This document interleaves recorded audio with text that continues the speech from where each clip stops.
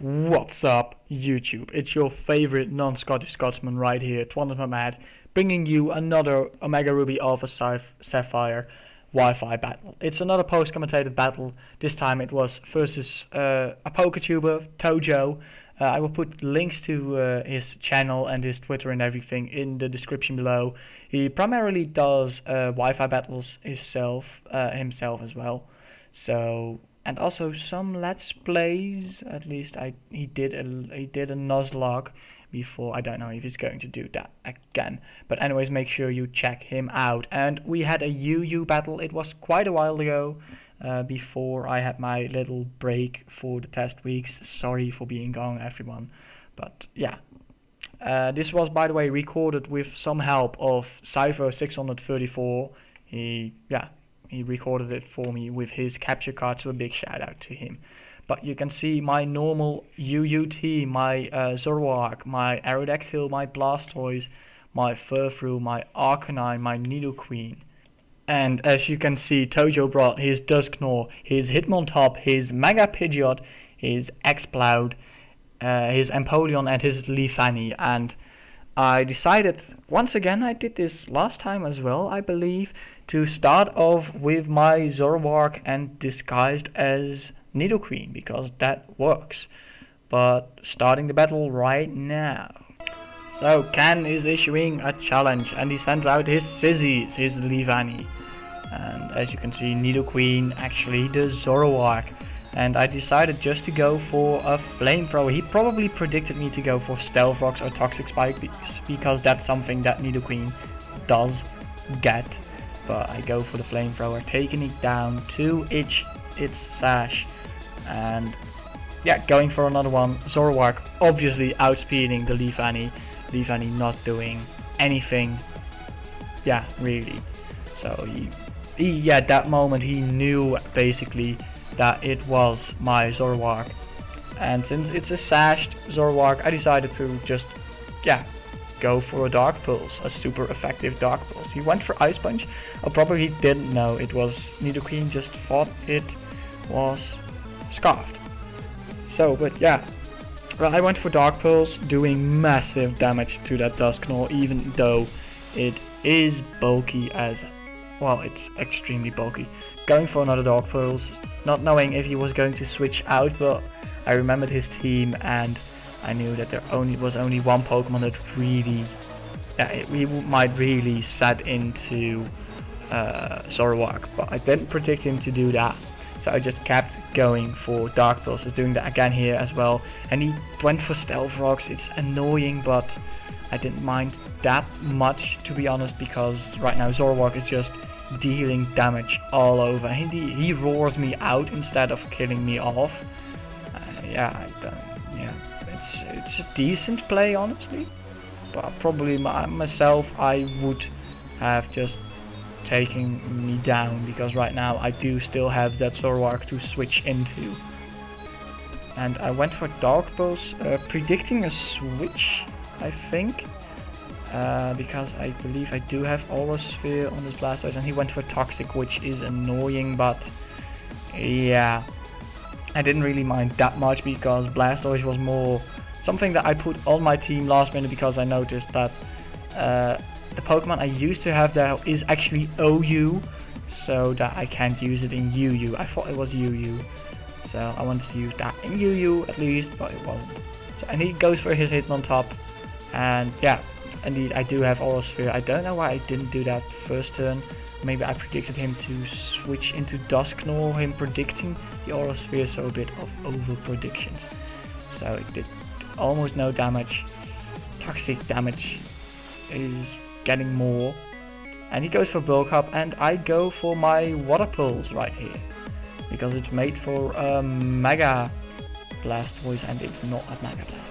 But I do get the confusion, which is great. It absolutely is great. I love getting confusion hacks and that sort of things for myself. So against the opponent, not on myself.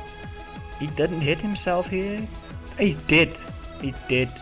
So I went for another Water Pulse, just thinking like, okay, that does most damage. Let's just continue doing that. So Blastoise almost taking down Hitmontop, at least into the red. So taking more toxic damage. So this turn will be the end of Blastoise with the toxic. But he gets a Mach Punch off, and with... I still live. I thought I died there, but I didn't. So Blastoise taking down Hitmontop and going down to toxic damage after that. I remembered it wrong. I thought Blastoise did go down, but apparently he didn't. So Blastoise being amazing actually. So now he goes out to Pidgeot, and I decided to go for my Furfrou, my Noah. So he's a friend of mine at school, by the way, and he wanted to be my Furfrou, so that's why. But he goes for Mega Pidgeot, obviously. It was, yeah, basically what you do with a Pidgeot. And he goes for Hurricane, and it did a lot. I went for Retaliate because that's what my Furfrou is for, retaliating and being a bit of a tank, honestly. So I did Retaliate, leftovers damage back. I don't know why I didn't go for Sucker Punch, because I do have that on this one. Probably I think I predicted Roost, because some Pidgeots do carry that. So I go into Arcanine, taking some damage from the Stealth Rocks, and I go for Extreme Speed if I recall correctly. Yeah, I do go for Extreme Speed. It's Banded, so taking down that Pidgeot from half. Yeah, from half. So now he sends out his LA Noir, probably to see if I'm banded or scarfed or anything. And I am banded, so I have to get out of there. Going into Zorwag just to sack her off, basically, because I knew a Shadow Sneak was coming on, or at least some attack, and Zorwag would have gone down to one hit anyway. So now it could get a safe switch into something else, and I believe I decided to go back. Yeah, I did go back for Arcanine, and this time I used Crunch because nobody on his team really wanted to take a Crunch. Oh, he switches out first, but I know I went for a Crunch this time. It took down his Empoleon in one hit, as you can see right now. Taking down Empoleon, the last bit of damage, and I don't know if the Bandit really mattered that much because Crunch is strong and the HP that it still had wasn't that much. So we're going for more Crunches here, and he goes for Boom Burst, living over half and taking down Arcanine. So I was like, oh shit, maybe I'm losing this, because right now I only have... Do I only have Aerodactyl at this moment, or also... No wait, I also still had Nidoqueen at this moment. Nidoqueen still being at full HP, but still, I was a bit afraid. But Aerial Ace on the Exploud, taking it down, obviously outspeeding, because Aerodactyl is like the fastest Pokemon around. That isn't a Mega... that isn't a Legendary. So Shadow Sneak, it does great damage, but not enough. Aerial Ace, taking down LA Noir, and that was it. So I was a bit afraid after he took down Arcanine. I thought like he is my win condition, but after all I did win, and I'm glad about it. It was a good match, great match actually. So he did some, yeah, I think we both did really well on this battle.